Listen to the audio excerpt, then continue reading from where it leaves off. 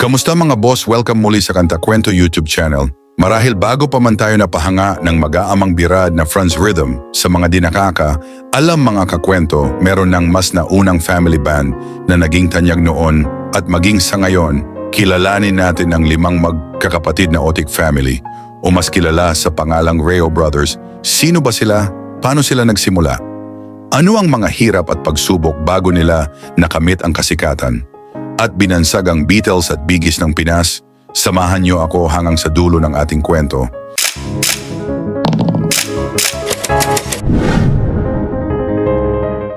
Pero bago tayo mag-start, hingin ko po muna ang inyong like, share at subscribe bilang suporta. Ang Reo Brothers ay isang Filipino rock band na binubuo ng 5 magkakapatid. Ang banda ay nagtatanghal ng mga bersyon ng musika mula dekada 1950 hanggang dekada 1970, kabilang ang mga kanta ng The Beatles, The Beach Boys, The Dave Clark 5, Bee Gees, Gary Lewis and the Playboys, The Lettermen, America, The Ventures, VST and Corners, at iba pang mga kilalang banda ng panahong iyon. Ang banda ay lumakas ang kasikatan matapos silang magtanghal sa ABS-CBN Christmas Special 2013 sa Araneta Coliseum. Nakatanggap ang Reo Brothers ng tanging standing ovation na iyon ng gabi. Open your eyes, look up to the skies and see. I'm just a poor boy, I need no sympathy, because I'm easy come, easy go, little high, little low. Ang 5 magkakapatid na sila Reno Evasco Otik, born on September 25, 1989, age 34. Ron Joseph Evasco Otik, born on February 20, 1992, age 32. Raymart Evasco Otik, born on February 27, 1994, age 30. Ralph Evasco Otik, born on November 18, 1996, age 27, at Roy Mark Evasco. Otik, born on November 14, 1999, age 24. Paano nga ba sila nagsimula? Noong 2005, si Ron Joseph Otik, ang pangunahing mga awit, ay gumawa ng mga tambol mula sa mga lata ng pagkain at nag-aral ng pagtugtog ng mag-isa. Matapos makabisado ang tambol, nag-aral siya ng gitara at ibinahagi ang kanyang kaalaman sa kanyang 3 kapatid, sina Ralph, Reno at Raymart. Nagsimula silang tumugtog ng OPM at mga kantang paborito ng kanilang ama mula dekada 1950 hanggang 1970, kabilang ang mga awit ng The Beatles at Bee Gees.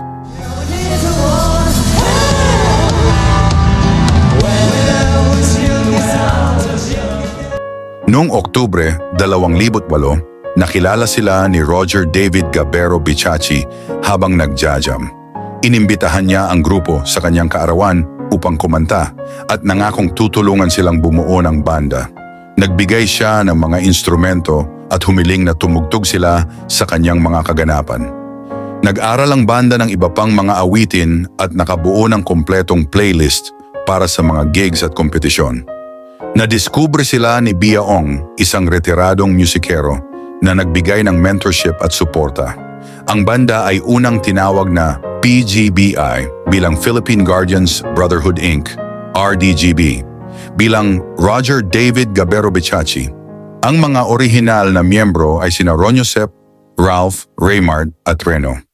Noong 2009, sumali sila sa mga kompetisyon at kumanta sa iba't ibang okasyon na naging malaking tulong sa kanilang pamilya.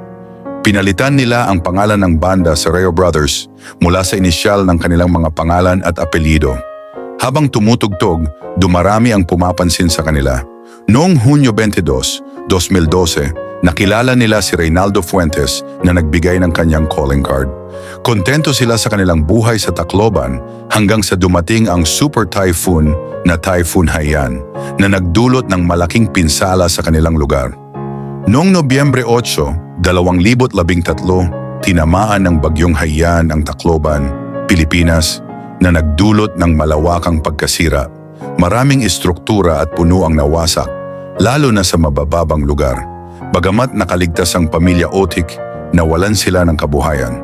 Pagkalipas ng 2 araw, nakipag-ugnayan si Raymart sa kanilang mga kapatid sa Maynila. Naglakad sila ng mahigit 1 oras papunta sa bus terminal at sinundo sila ng kanilang bayaw. Dala lamang ng magkakapatid ang mga gitara at ilang damit at ang kanilang pagkain ay biskwit, tubig at candy. Pagdating sa Maynila, pansamantalang nanirahan sila sa isang maliit na apartment sa Quezon City. Matapos ang 1 linggo, naalala nila ang calling card ni Fuentes mula sa isang gig sa Tacloban.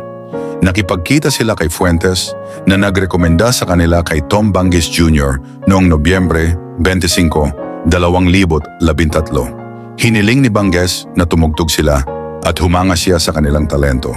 Tinawagan niya si Bobby Caparas ng Primos Cuisine at agad na nagbigay ng slot para sa kanilang unang gig noong Nobyembre 28. Labis na namangha ang mga manonood at nagpatuloy sila sa pagtugtog. Naging regular na sila sa Primos tuwing Martes na nagbigay sa kanila ng exposure at pinansyal na katatagan habang unti-unting bumabangon ang Tacloban. Patuloy pa rin ang magkakapatid sa pag-tour sa 8 bansa, ibang para mag-perform dala-dala ang kanilang imahe na Beatles at Biggest Genre at ganun din ang kanilang YouTube channel na sa ngayon ay meron ng 419 na subscribers. Nagtanghal sila sa Madison Square Garden para sa Pinoy Relief Benefit Concert noong Marso 11, 2014 at sumunod na mga gigs sa Japan at UK. Noong Hulyo 15, 2022, sinimulan nila ang kanilang 12-leg USA Tour na nagtapos sa Arlington, Texas noong Agosto 14, 2022. Patuloy ang kanilang kasikatan at husay mga kakwento kung na-inspired kayo sa kanilang kwentong tagumpay. Maari bang mahingi ang inyong like, share at subscribe at ikomento nyo ang suhestyon nyo about sa family band na ito. Maraming salamat sa pagsama hanggang sa dulo ng ating kwento. Muli ito ang kanta-kwento na nagsasabing, mabuhay ang talentong Pilipino.